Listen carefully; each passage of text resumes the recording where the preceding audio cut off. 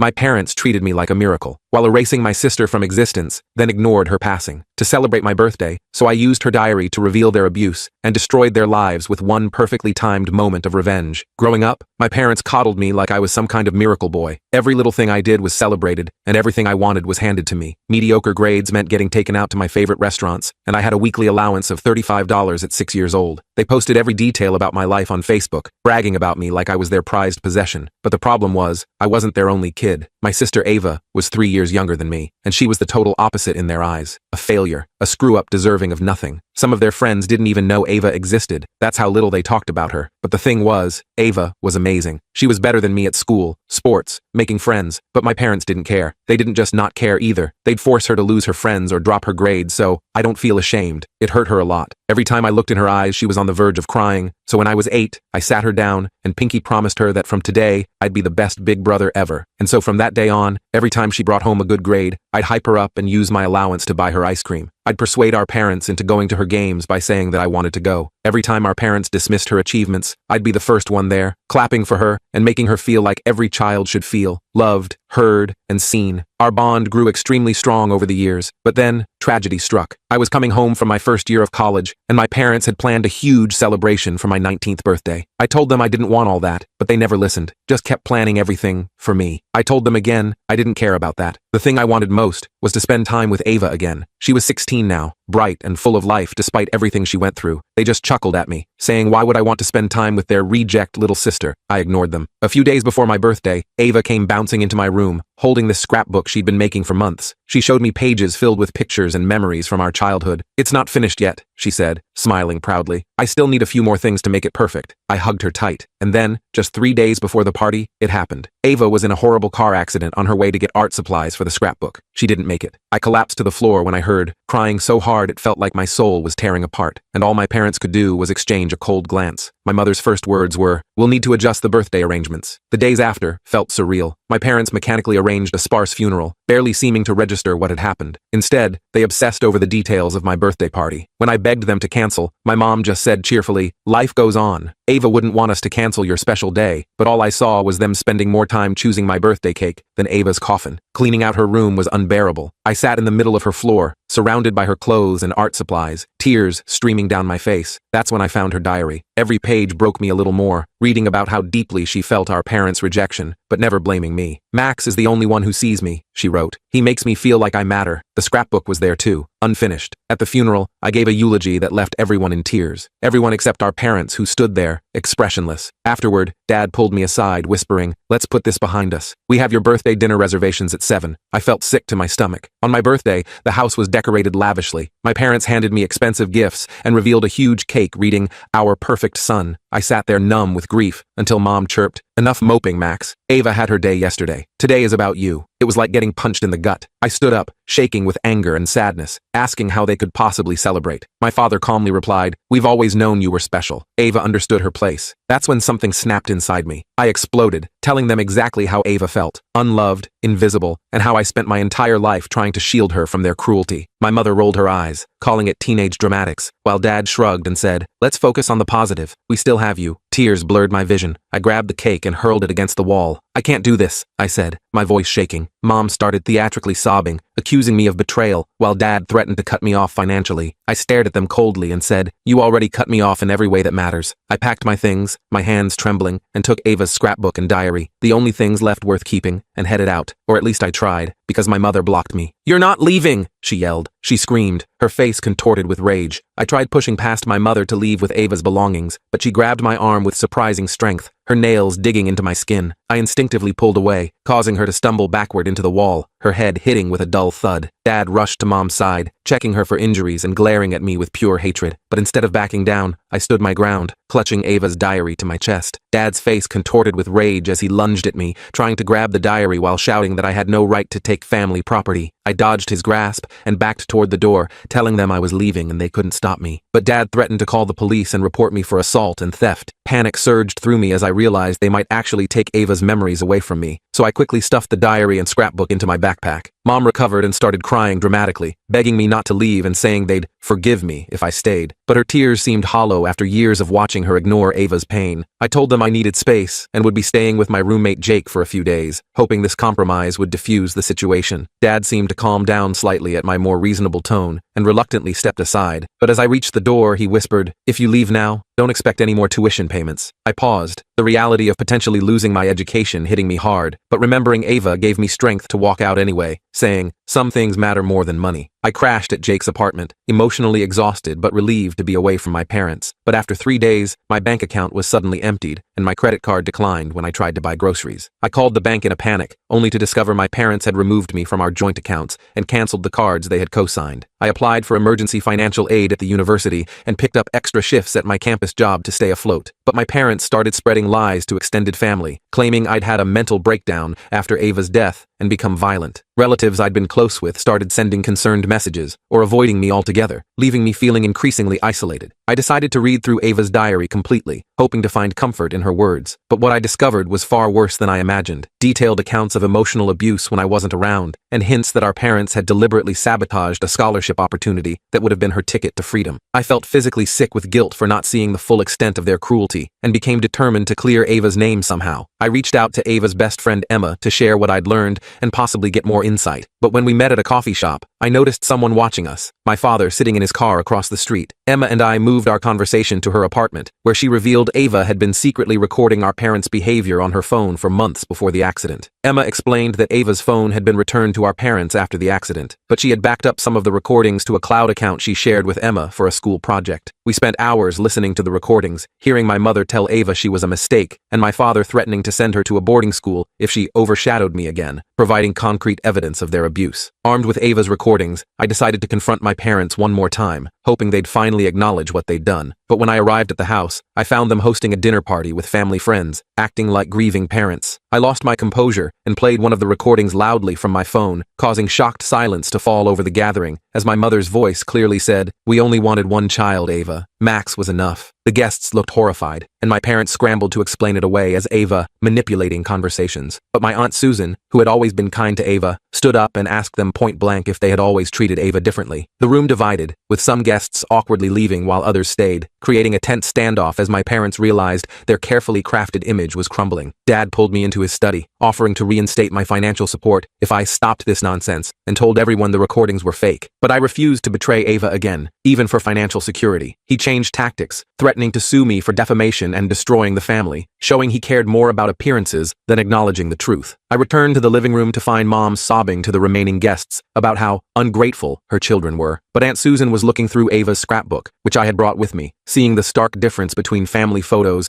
and the private moments Ava had captured with just me. Susan confronted my parents directly, asking why there were no pictures of them celebrating Ava's achievements, despite evidence of her many awards and accomplishments. The confrontation escalated as my parents tried to physically remove me and the evidence from the house, but Aunt Susan and her husband intervened, standing between us. My father finally snapped, shouting, "Fine, we never wanted her. Are you happy now?" causing even their most loyal friends to stare in disbelief at the admission. In the aftermath of my father's outburst, the remaining guests quickly left, leaving just my parents, Aunt Susan, her husband, and me in stunned silence. But my parents quickly tried to backtrack, claiming they were just upset and didn't mean it. I played more recordings from Ava's collection, methodically exposing years of their emotional abuse until they couldn't deny it anymore. Aunt Susan, visibly shaken, offered me a place to stay and help with college expenses, but my parents threatened to cut her off from the family if she took sides. Susan stood her ground, revealing she'd always suspected something was wrong and regretted not intervening sooner, effectively choosing to support me regardless of their threats. I gathered more of Ava's belongings to take with me to Susan's house, but discovered my parents had already packed up most of her room, with boxes labeled donation sitting in the garage. I frantically searched through them, rescuing Ava's art portfolios, awards, and personal items they were trying to erase, feeling like I was saving pieces of her all over again. Over the following weeks, I worked with Susan to create a memorial scholarship in Ava's name at her high school, using her artwork and achievements to tell her story. But my parents hired a lawyer, claiming we were slandering them and demanding we stop using family photos or Ava's artwork without their permission. We reached out to Emma and other friends of Ava's, collecting their photos and memories instead, creating a tribute that celebrated her through the eyes of people who truly valued her. On what would have been Ava's 17th birthday, we held a memorial art show at her school, displaying her work and announcing the scholarship. But I struggled with overwhelming grief and guilt, wondering if I could have done more to protect her. As I stood surrounded by people who had come to celebrate Ava's life and talent, I finally completed her scrapbook, adding the last pages with photos from the memorial, fulfilling my promise to be the best brother I could be, even after she was gone, and ensuring that Ava would always be remembered not as the forgotten child, but as the extraordinary person she truly was. The memorial art show for Ava became a turning point, as several teachers approached me, sharing how they'd noticed the disparity in how my parents treated us, but they admitted they'd never reported it because my parents were respected community members who always had plausible explanations. I realized the full extent of my parents' manipulation. They hadn't just fooled me, but had created an entire facade that kept others from intervening. With Aunt Susan's support, I began therapy to process my grief and guilt over Ava's death. But during a session, I received multiple frantic texts from Emma, saying my parents were at her house demanding she remove Ava's cloud backups. I rushed over to find my parents threatening Emma with legal action for stealing private family recordings, causing her parents to consider giving in to avoid trouble. I showed Emma's parents some of the recordings to explain why preserving them mattered, but my father claimed I was exploiting Ava's death to turn people against them. Emma's dad, a former counselor, recognized the manipulation tactics and firmly asked my parents to leave, telling them any further harassment would result in a restraining order. Word spread through our community about my parents' behavior, causing people to quietly distance themselves. But my parents responded by announcing a large donation to the school in beloved daughter Ava's memory, attempting to rewrite history and reclaim their reputation. I felt physically ill seeing them use Ava as a prop after death when they'd ignored her in life, and decided I needed stronger boundaries to protect my own mental health. I changed my phone number and blocked my parents on social media, focusing instead on my studies and healing. But they somehow obtained my class schedule and ambushed me on campus, causing a scene by loudly proclaiming they just wanted to reconcile with their grieving son. I was forced to walk away while dozens of curious students watched, later learning my parents had told the department secretary they were surprising me with a grief care package to get my schedule. The University Counseling Center helped me file for a no-contact directive after the campus incident, giving me some breathing room. But my parents then approached my roommate Jake, manipulating him with stories about my fragile mental state and how they just wanted to make sure I was safe. Jake, though well-meaning, began monitoring me and reporting back to them, unknowingly becoming their spy. I discovered Jake's betrayal when I saw texts on his phone while borrowing it to call Susan. Rather than confronting him immediately, I decided to use the situation to my advantage. I began feeding Jake carefully crafted misinformation about my plans and feelings, creating a false narrative my parents eagerly consumed. Using this strategy, I let slip to Jake that I was considering writing a detailed account of our family dynamics for a psychology class, but added that I was nervous about including the recordings because I wasn't sure if they were legally obtained. My parents, predictably, sent a cease and desist letter through their lawyer, inadvertently acknowledging the recordings were authentic by trying to suppress them. The lawyer's letter demanded I return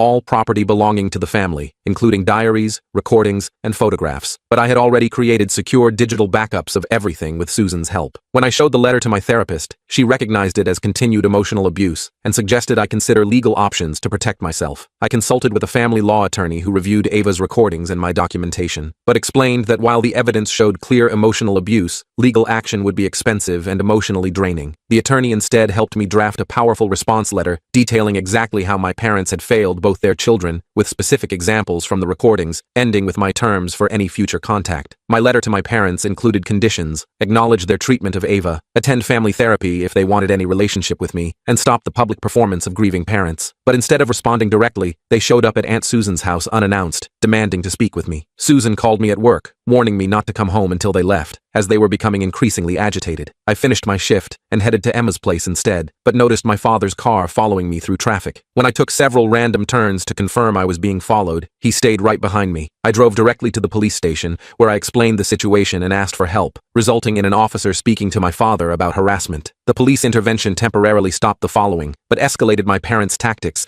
as they began contacting my professors with concerns about my academic performance. But one professor, Dr. Chen, had lost her own sister and saw through their manipulation. She connected me with the dean of students, who implemented additional protections for my educational privacy. With the university now aware of the situation, I felt safer on campus. But my parents pivoted to a new strategy. strategy, reaching out to mutual friends and family with a story that I was keeping Ava's ashes from them and preventing proper closure. I had to contact the funeral home for documentation, proving my parents had declined receiving her ashes, choosing the cheapest disposal option instead. The funeral home's documentation exposed another lie, causing several family members to finally see the pattern of manipulation. But my parents, cornered by the truth, made one last, desperate move, showing up at my workplace claiming a family emergency to get me to come outside. When I refused to leave my shift, they created a scene so disruptive that my manager had to threaten to call security, putting my job at risk. After the workplace incident, I decided I needed to confront my parents once and for all, arranging to meet them in a public park with Susan present as a witness. But when we arrived, I was shocked to see they'd brought several family members and friends, attempting to stage an intervention for my unhealthy obsession with Ava's death. I remained calm and addressed the group directly, asking if they knew why they had really been gathered. I connected my phone to a portable speaker and played a compilation of the most damning recordings of my parents' treatment of Ava. But my father lunged forward, trying to grab my phone and stop the playback. Susan stepped between us, while the assembled friends and family members listened in growing horror to my mother telling Ava she was nothing compared to her brother. As the recordings continued, some family members tried to leave, uncomfortable with what they were hearing. But my parents blocked their path, insisting everything was being taken out of context. My cousin Tyler, who had been close to Ava, stood up and shared his own observations of how they'd treated her at family gatherings, opening the floodgates for others to speak up. One by one, people shared small moments they'd witnessed, Ava being ignored at Christmas while I received piles of gifts, her achievements being dismissed, the constant comparisons, creating a devastating collective testimony. But my parents became increasingly defensive, eventually shouting that everyone was ganging up on them. My usually quiet grandfather stood up and told them, "I've heard enough," before walking away, followed by almost everyone else. Left with just us and two stubborn family friends, my father finally dropped the facade, coldly stating that they had always known I was the special one, and Ava was just average. But I pulled out the final piece of evidence, Ava's academic records showing she had qualified for advanced placement in multiple subjects, alongside rejection letters with my parents' signatures declining these opportunities. Their last supporters finally saw the truth, leaving my parents truly alone with the consequences of their actions for the first time. In the weeks following the park confrontation, extended family rallied around me, sharing their regrets for not seeing the truth sooner, but I struggled with accepting their support, wondering where they had been when Ava needed them. I started a family discussion group focused on recognizing signs of favoritism and emotional abuse, turning our painful experience